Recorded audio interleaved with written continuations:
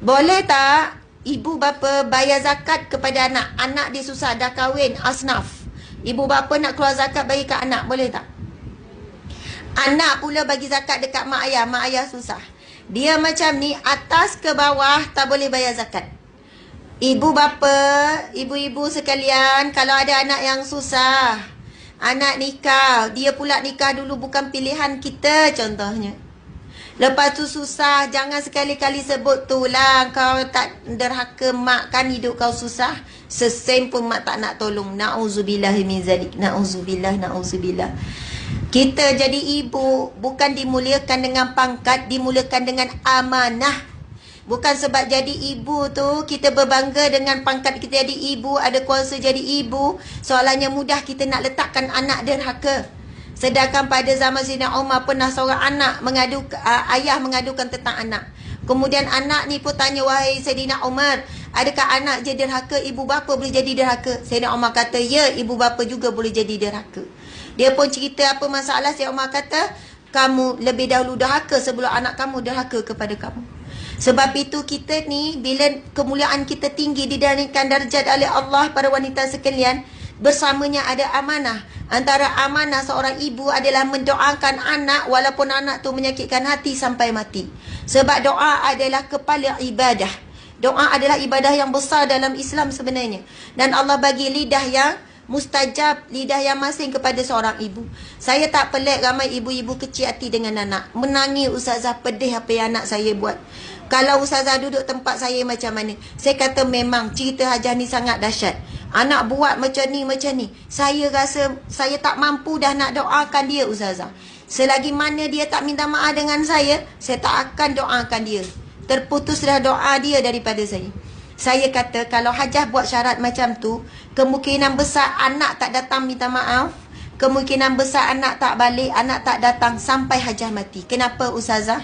Apabila puan mengatakan tak ada doa untuk anak, terputus pintu rahmat Allah untuk anak, terputus hidayah Allah untuk anak. Macam mana anak tu nak sedar dia buat salah?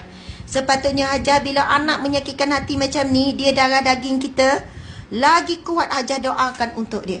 Dan Hajah akan berbahagia saat dia kembali dalam keadaan dia sedar dan dia insaf. Subhanallah. Nak sebut tadi wanita bila dia keluarkan belanja daripada simpanan kita.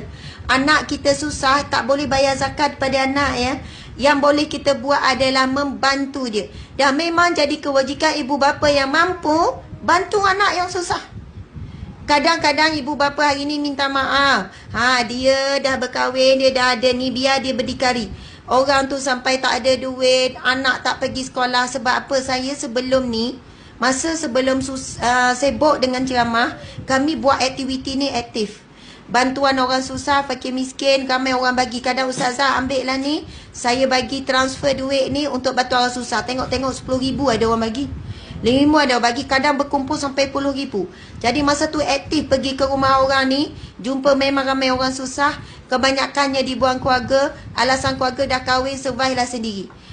Makan nasi garam sebulan, tak ada makan apa, biskut cicak air kosong je. Beberapa minggu anak ni, ya Allah, tengok lapar, buka peti air kosong rumah. Ramai sangat orang kita susah. Saya tanya keluarga dia, ada mak ayah mampu tak? Mak ayah orang senang, tapi dia kata pandai-pandailah nak hidup sendiri, dah kahwin.